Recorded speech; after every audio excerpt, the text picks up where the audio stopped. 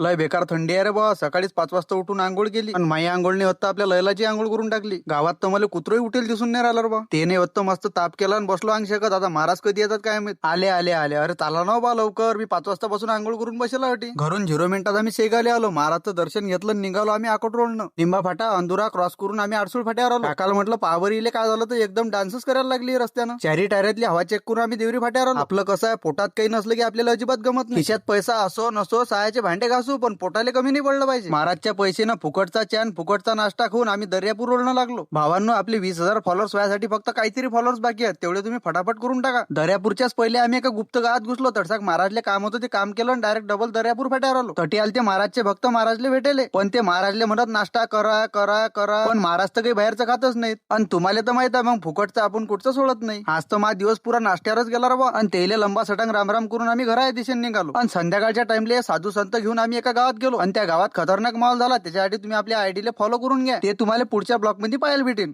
मराठी माणसाला फॉलो करा रे.